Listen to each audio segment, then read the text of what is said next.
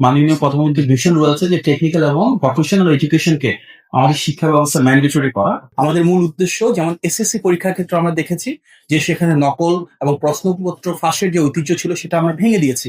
এই পরীক্ষাতেও মাননীয় শিক্ষামন্ত্রীর নির্দেশনা আমাদের সর্বোচ্চ প্রচেষ্টা থাকবে যে কোনো মূল্যে নকল, প্রশ্নপত্র ফাঁস কিংবা যে কোনো অনিয়ম যেগুলো রয়েছে সেগুলো থেকে আমরা বেরিয়ে এসে একটা সুন্দর ন্যায়সঙ্গত শিক্ষা ব্যবস্থা নিশ্চিত করতে পারি সুষ্ঠু প্রক্রিয়াতে পরীক্ষা এবং অংশগ্রহণ নিশ্চিত করার মাধ্যমে।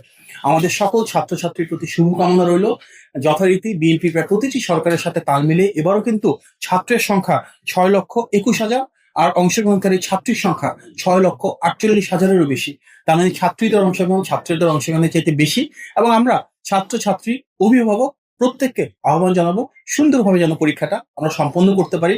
আগামীর বাংলাদেশ যেহেতু এই শিক্ষার্থীরা গড়ে তুলবে, তাদের জন্য আমাদের সর্বাঙ্গীন সর্বোচ্চ শুভকামনা, আন্তরিকতা রইল।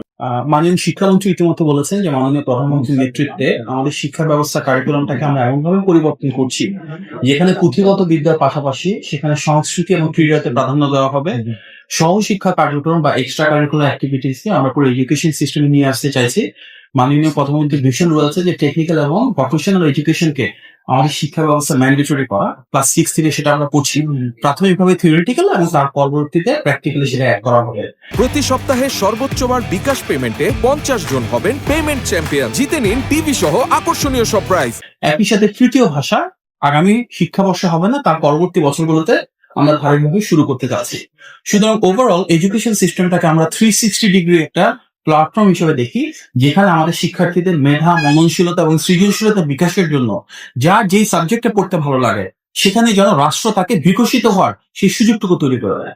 মাননীয় প্রধানমন্ত্রী আরো বিশ্বাস করেন একজন শিক্ষকের দায়িত্ব শিক্ষার্থীর সাথে বন্ধুসুলভ আচরণের মাধ্যমে সেভাবেই গড়ে তোলা যেখানে তার ভবিষ্যৎ বাংলাদেশের জন্য সুনাগরিক হিসেবে গড়ে ওঠে। নৈতিক শিক্ষা থাকবে, পারিবারিক শিক্ষা থাকবে, সামাজিক মূল্যবোধ থাকবে এবং একই সাথে ভবিষ্যতে কর্মদক্ষ হয়ে ওঠার জন্য যে যোগ্যতা প্রয়োজন সেটি কর্মসংস্থানের ক্ষেত্রে হতে পারে, উদ্যোক্তা হিসেবে গড়ে ওঠার ক্ষেত্রে হতে পারে, দেশে বা বিদেশে চাকরি প্রাপ্তির জন্য হতে পারে।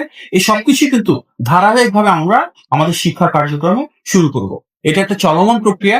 স্বাভাবিকভাবে সরকার গঠনের পর আমাদের মাত্র 4.5 মাস রয়েছে। এর মাঝে দৃশ্যমান বড় ধরনের কারিকুলাম পরিবর্তন সম্ভব না।